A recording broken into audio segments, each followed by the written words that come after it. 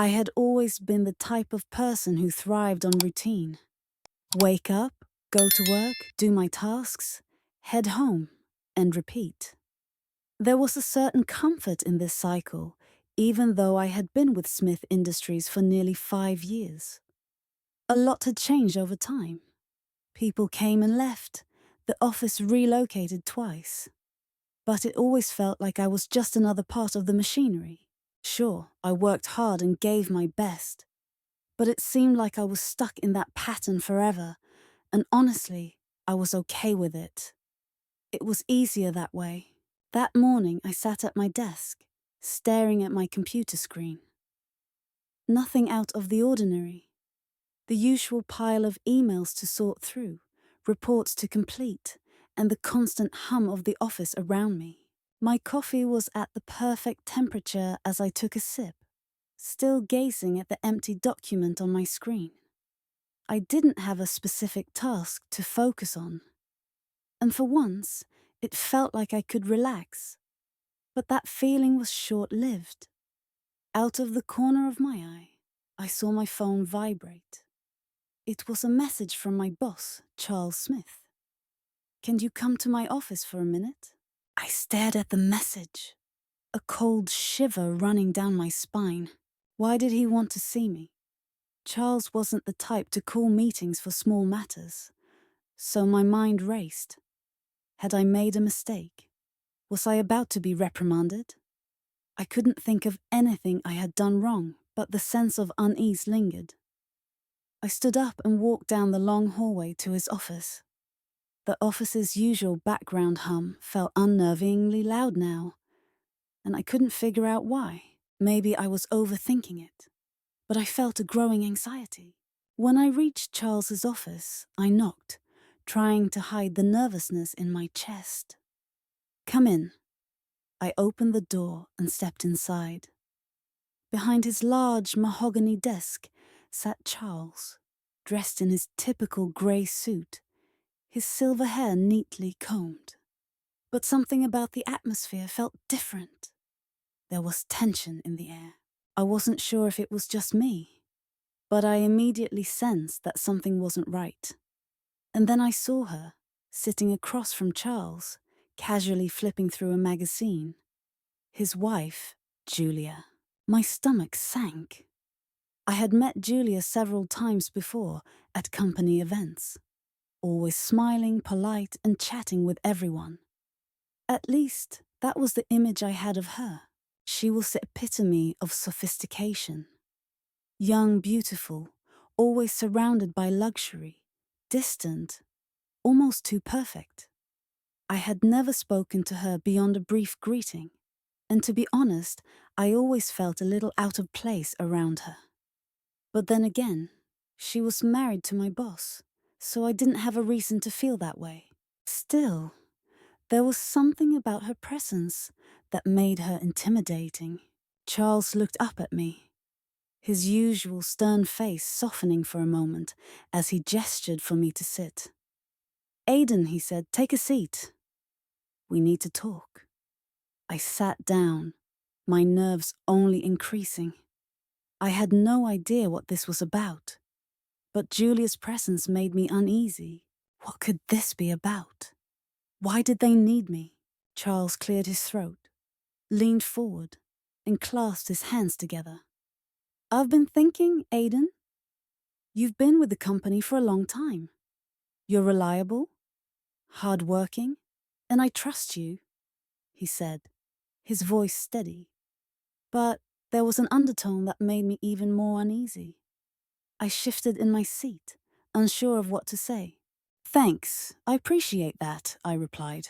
Charles paused, making eye contact with me before continuing. "I have a big task for you." My heart began to race. This was it. The moment I had been waiting for. Was this going to be the conversation where I got promoted, or was I about to be let go? "What kind of task?" I asked, trying to keep my voice steady. "It's a special assignment," he said, leaning back in his chair.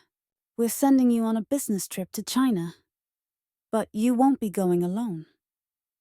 He turned his gaze to Julia. You'll be accompanying Julia. I blinked. Excuse me? Julia looked up from her magazine, meeting my eyes with a faint smile. Her eyes held a hint of amusement, though I couldn't tell if she was genuinely pleased, or if there was something else behind that smile.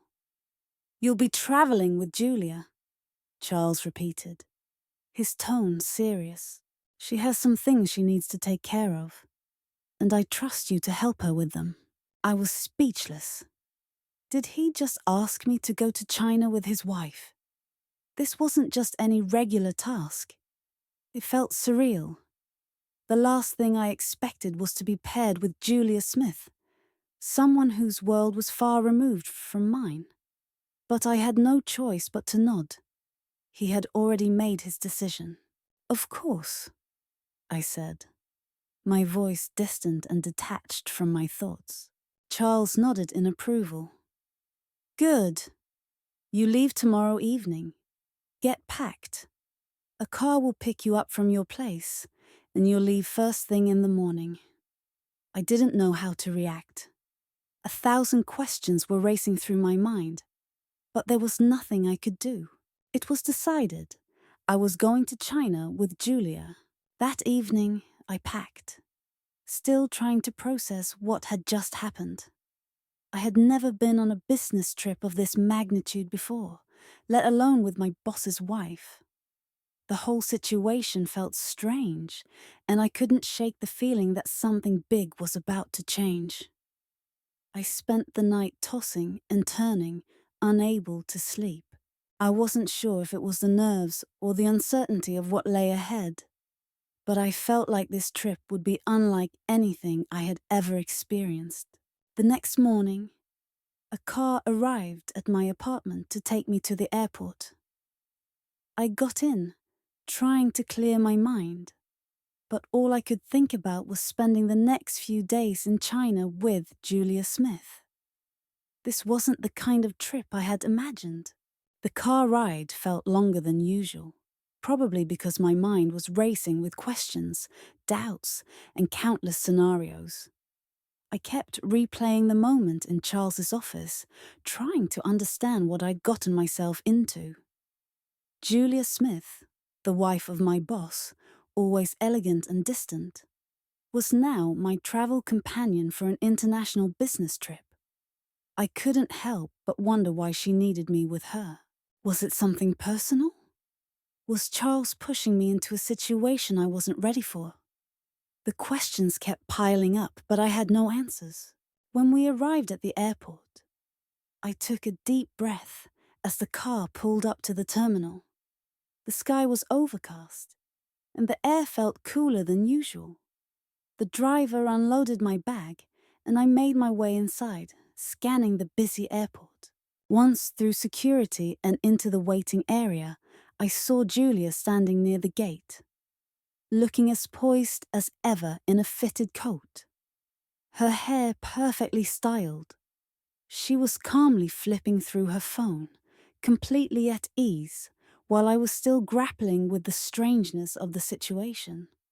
I walked over, forcing a calm expression. "Hey, Julia," I said.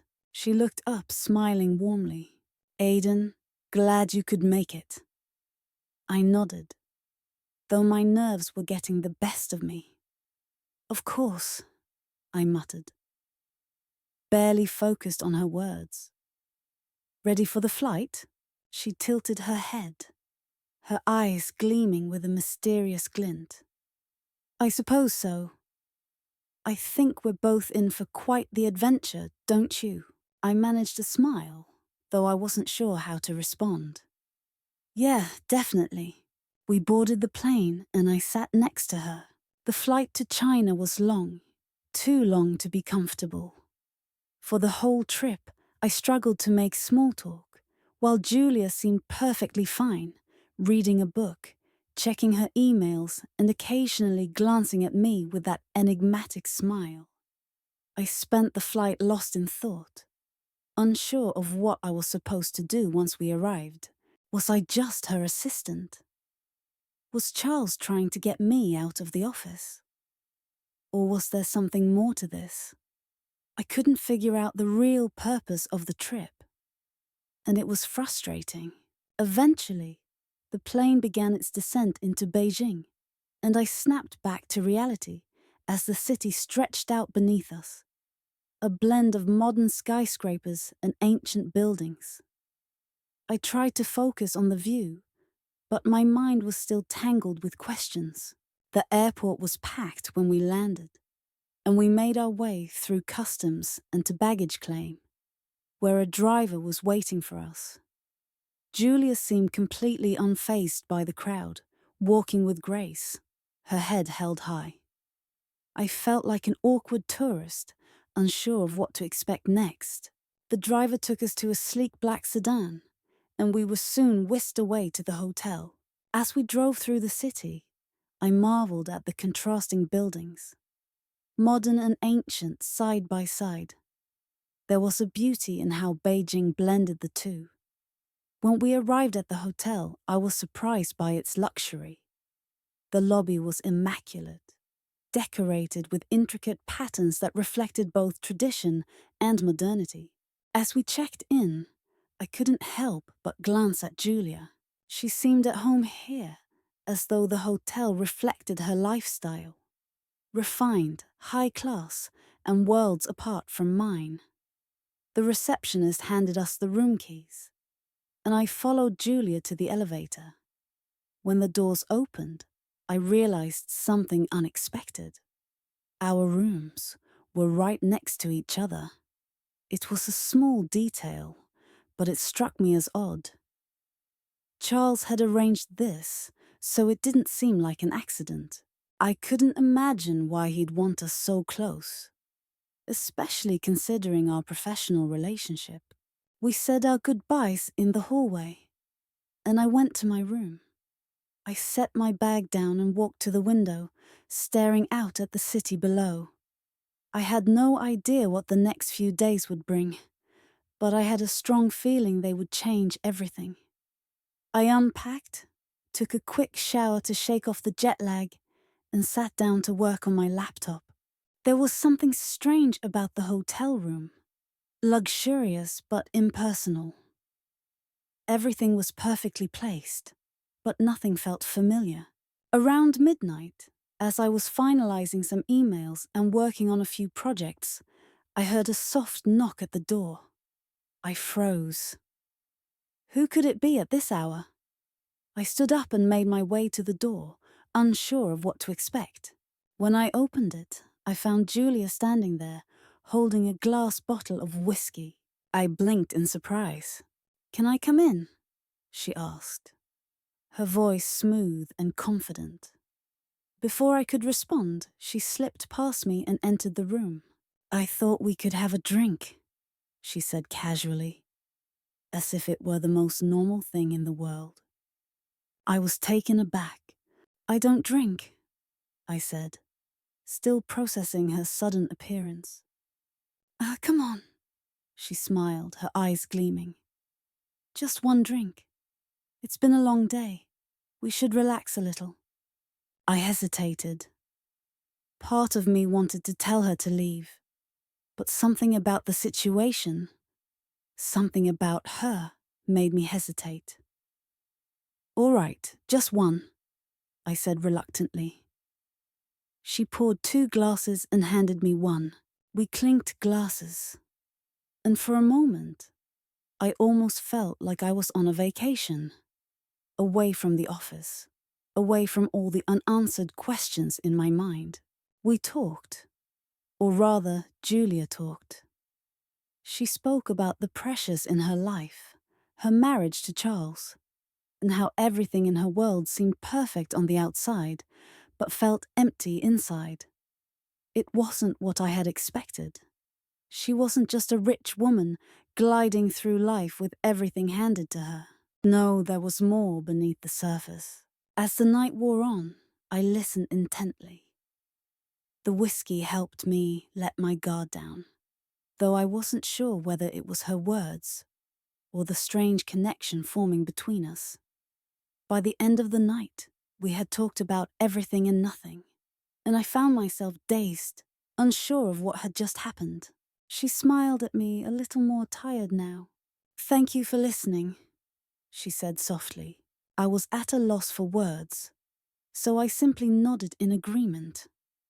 With that, she left, but not before gently pressing a kiss to my cheek, as if it were the most natural thing in the world. I closed the door behind her, still processing the moment, my mind filled with swirling thoughts and emotions that I couldn't quite understand. What did this all mean? Why did it feel like something had shifted between us? The day started to blend together after that night. Every morning, I woke up in an unfamiliar city, and every night, I struggled to understand the emotions that continued to stir inside me. I couldn't stop thinking about Julia. It wasn't just her presence, it was her words, her vulnerability, the way she revealed a side of herself I hadn't expected. Her soft, knowing smile lingered in my mind, even though I had tried to push it away. Before this trip, I had been so certain of who I was and where I was headed. But now everything felt uncertain, like I was standing at the edge of something I couldn't fully grasp. Julia maintained her composure during the day, but there were moments, brief moments, when I saw a crack in her armor. The way she would gaze out of the window with a distant look in her eyes, or sigh quietly when she thought no one was watching. It was as though there was a storm inside her, and I was beginning to catch a glimpse of it. But I wasn't sure what to do with that knowledge. The work itself was demanding. We had daily meetings to discuss business deals, set up partnerships, and run through client presentations. I could see why Charles had sent me here.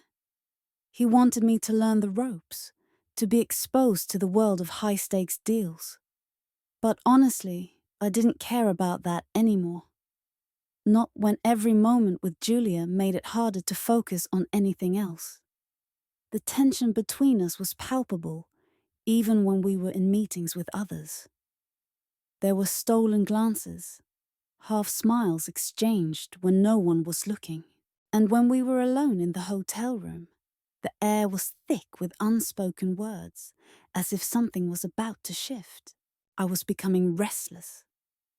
I couldn't ignore what was happening between us. One evening, after another long day of work, we ended up sitting together at a small cafe near the hotel. The city's lights sparkled in the distance, and the air felt heavier than usual. I watched Julia stir her tea, the silence between us stretching out, and I knew we both felt it. The growing tension, the pull we couldn't deny. Finally, she spoke. "Aidan," she said softly, her voice quieter than usual. "I think we need to talk." I froze for a moment, unsure of what she meant. Was she going to tell me this was all a mistake? Was she going to push me away?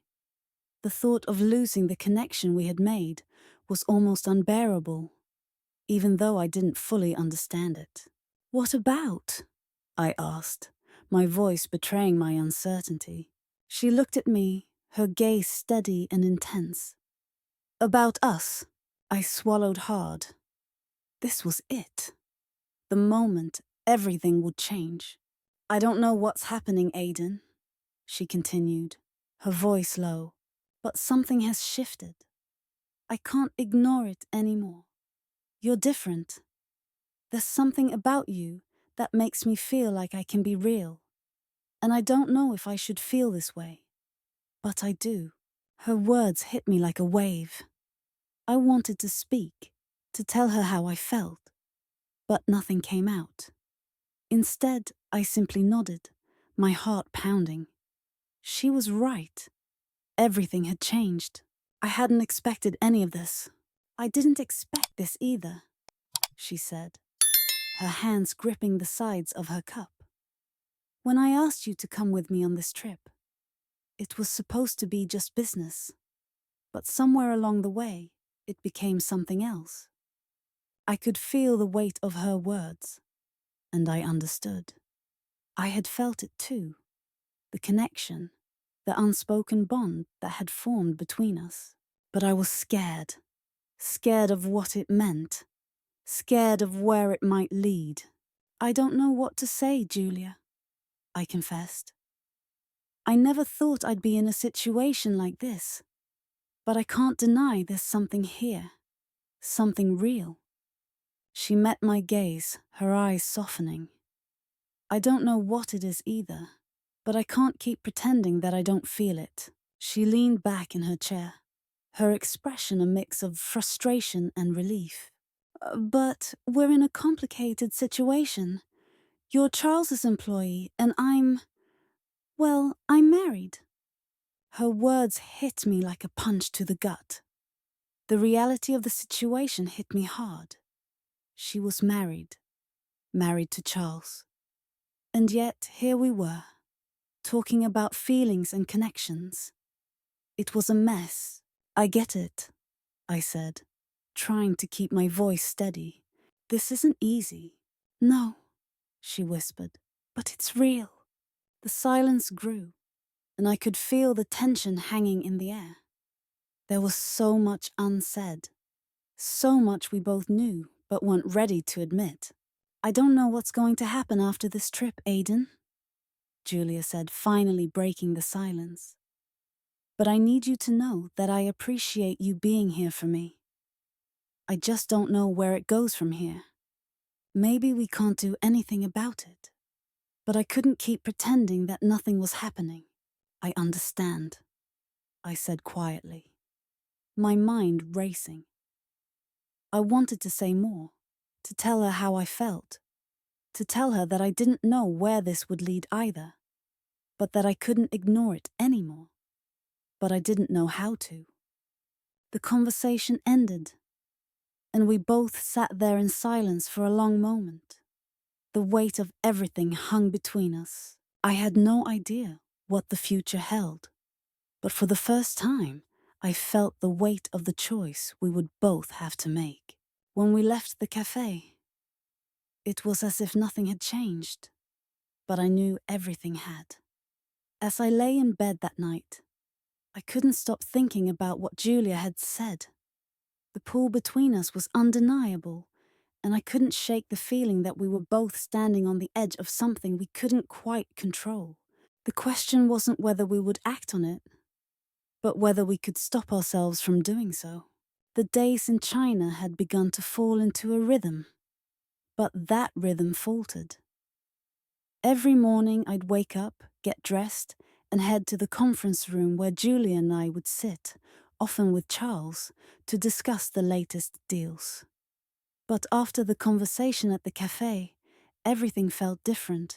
I found myself watching her more closely, noticing the way she would absent-mindedly touch her ring or sigh quietly when she thought no one was looking. There was something unspoken between us, something we hadn't said, but both of us knew was there. Every time our eyes met, there was intensity, a spark we couldn't ignore. Yet, we both seemed to pretend everything was fine, that there was no weight between us.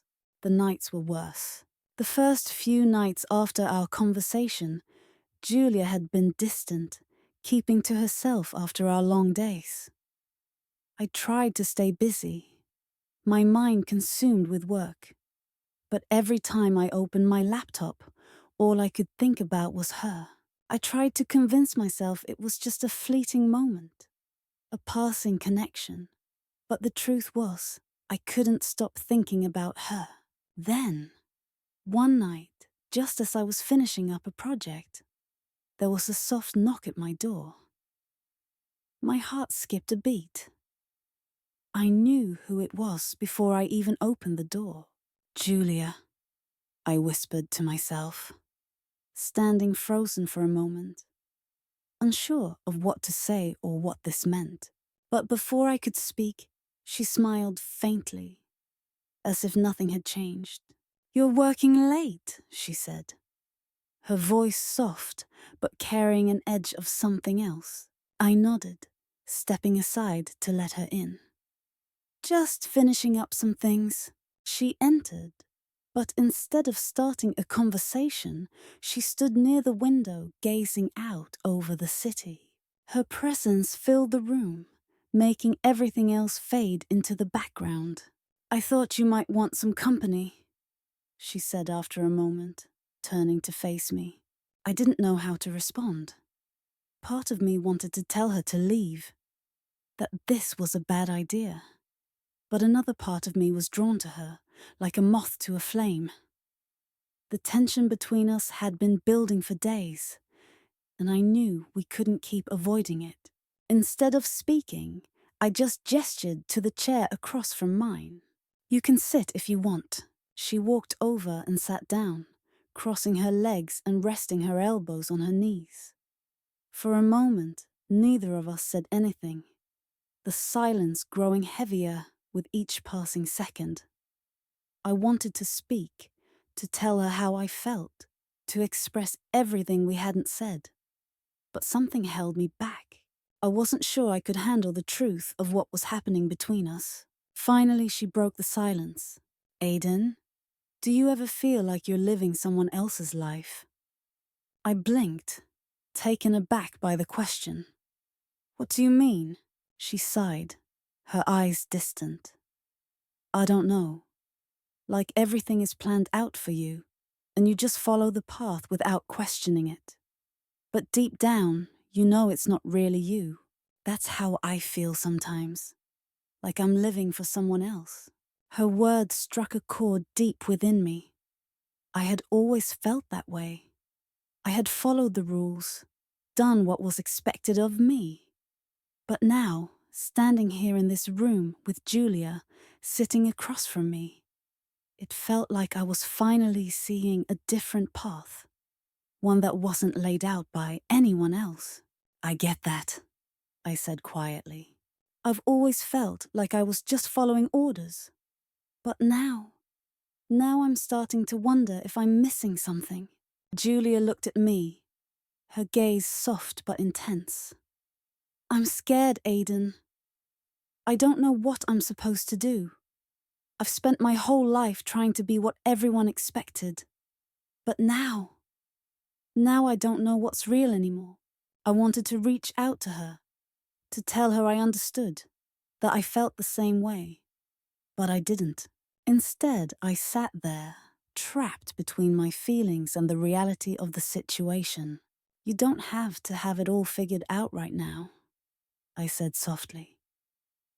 "But I think you deserve to know what's real. Just like I do." She smiled, though it was a sad smile, one that didn't quite reach her eyes. "Maybe, but the problem is, Aiden, what's real doesn't always make sense. And the choices we make, they can change everything." Her words settled in my chest. She was right. What we were doing, what we were feeling, didn't make sense, but it felt real. And that was the part that scared me the most. The silence between us grew again, and I could feel the walls we had both been building around ourselves beginning to crumble. I didn't know what the future held, but for the first time in days, I felt like maybe, just maybe, I wasn't the only one struggling with this. Julia stood up suddenly, breaking the moment. "I should let you get some rest. We have an early morning tomorrow."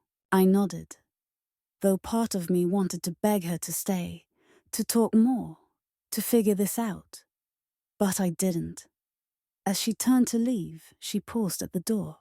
"Thank you, Aiden," she said softly, "for listening, for being here." I watched her leave, my heart heavy with everything we hadn't said. The door closed behind her, and I sat in the silence of the room, wondering just how much further we could push this before it all came crashing down. I had always prided myself on having control over my life, my decisions. But the days since Julia and I had grown closer had unraveled that sense of control piece by piece, until I no longer recognized the path I was on. The line between what I was supposed to do and what I wanted to do had blurred beyond recognition. When I woke up that morning, the hotel room felt different. The city outside the window seemed distant, as if I were no longer fully present in the world. Everything that had been building up over the past few days, the conversations, the late-night meetings, the lingering touches, had led to this moment. I knew what was coming. I wasn't sure if I was prepared for it, but I forced myself out of bed and went through my usual routine. Even though nothing felt the same, the decision I needed to make weighed heavily on me, almost like it had become a tangible presence. Then there was a knock at the door, and I froze, my heart racing. It was too early for any work meetings, too early for anything at all, but I already knew who it was before I opened the door. Julia stood there, her eyes weary but determined, wearing that familiar look that made everything else fade into the background. "We need to talk, Aidan," she said softly. I nodded and stepped aside, allowing her in. She didn't wait for an invitation. Instead, she walked straight to the window and gazed out over the city with a faraway look. "I know what you're thinking," she began, her voice barely above a whisper. "And I know I've put you in a tough spot." I stayed silent, unsure of what to say. What could I say? I was in the same place I had been for days, torn between my feelings for her and the reality of the situation. I had always tried to keep my life separated, keep things professional, but now everything had changed. "Julia," I started, my voice shaky despite myself. "What are we doing? This isn't right. You're married, and I'm just your husband's employee. This can't go anywhere." Her eyes locked with mine, and there was something raw in them, something I had never seen before. "I know," she said softly. "I know it's not right, but it's real, Aidan. What we've shared, what we've talked about, it's real, and I can't keep pretending it's not." I stepped back, my mind racing. "But what about Charles?" I asked, even though I already knew the answer. "What about your marriage?" She flinched, her face tightening with the weight of the question. "Charles is a good man," she said, her voice almost too quiet to hear. "But he's not the man I need. He's not the man I want. And I haven't been honest with him or with myself for years." I let out a shaky breath, and the words I had been holding back for so long, words I didn't even fully understand myself, were on the tip of my tongue. Before I could speak, Julia turned to face me completely, her eyes pleading for me to understand. "I don't expect you to make a choice, Aidan. I'm not asking you to leave everything behind or ruin your career for me. But I need you to know that what I feel for you is real. I'm not looking for a fling or something temporary." She hesitated, her gaze dropping to the floor. This is something I can't just walk away from." And there it was, the truth. It hung between us, thick and suffocating. I had spent days trying to convince myself that it wasn't real, that I could walk away from it, that we could pretend nothing had changed. But everything had changed. The connection between us was undeniable, and the longer I ignored it, the harder it became to breathe.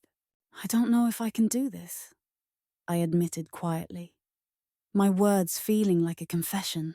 "I don't know if I can live with the consequences."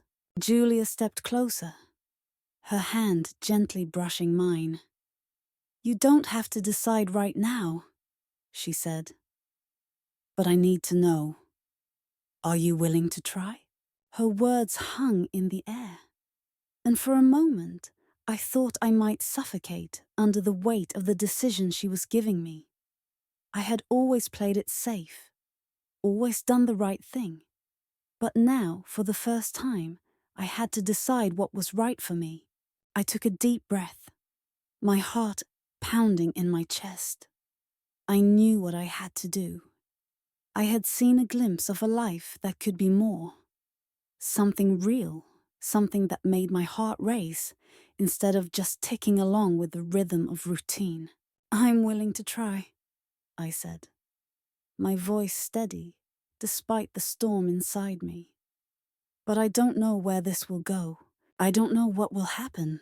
She smiled then, a real smile, not the sad, resigned one I'd seen so many times before. It was the kind of smile that made everything feel possible. I don't know either, she admitted. But for once, I'm not afraid of that. I didn't know what the future held. There were too many questions, too many unknowns. But for the first time, I didn't feel the need to have all the answers. I had made my choice, and whatever came next, I would face it head on. The rest of the day passed in silence, each of us lost in our thoughts. As evening came and we prepared to board the flight back to the US, I couldn't help but wonder how everything would change once we were home.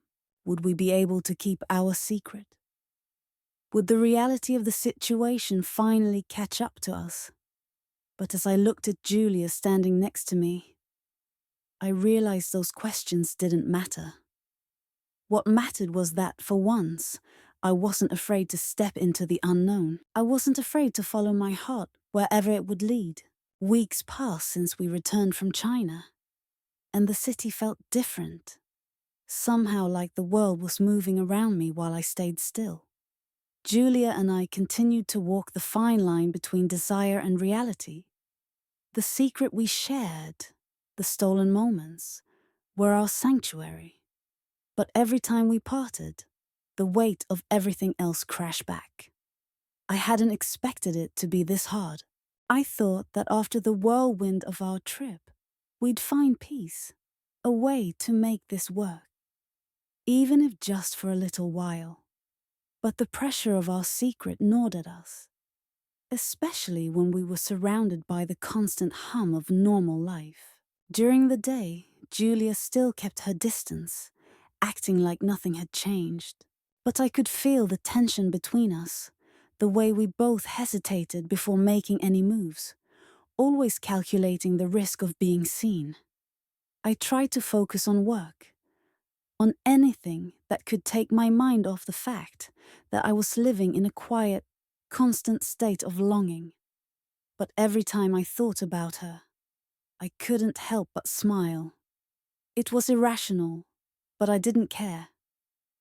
Julia was more than just the woman I had fallen for. She was my escape from the ordinary, a reminder that there could be more to life than just going through the motions. That afternoon, I was heading back from the office when my phone buzzed. It was a message from Julia. "Can you meet me? I need to talk." My heart skipped a beat. We had learned by now that messages like this weren't just casual requests. They were serious. When Julia wanted to talk, it meant something was going on. I quickly replied, "Of course." Her response came almost instantly. Same place as last time, 8 p.m. I knew exactly where she meant. A small park tucked away from the main roads where we had spent countless hours together. It was secluded, a little hidden gem in the heart of the city, a place where we could talk without the fear of being seen. As the hours dragged on, anticipation built up inside me. I couldn't help but wonder what she needed to talk about. I had a sinking feeling it wasn't going to be anything good. Maybe she had changed her mind. Maybe the weight of the secrecy had finally become too much for her to bear. I tried not to overthink it, but the uncertainty gnawed at me. At 8 p.m., I arrived at the park. It was dark, the air crisp, and the distant sound of traffic provided a faint hum in the background. I spotted Julia sitting on one of the benches, her face illuminated by the dim light of a nearby lamp. She looked beautiful as always, but tonight there was something different about her. She looked troubled. "Hey," I said softly, approaching her, my voice laced with concern. "What's going on?" Julia turned to face me, her eyes filled with an emotion I couldn't quite place. She stood and motioned for me to sit. "I've been thinking a lot, Aiden, about us, about everything." My stomach tightened. "What are you thinking?"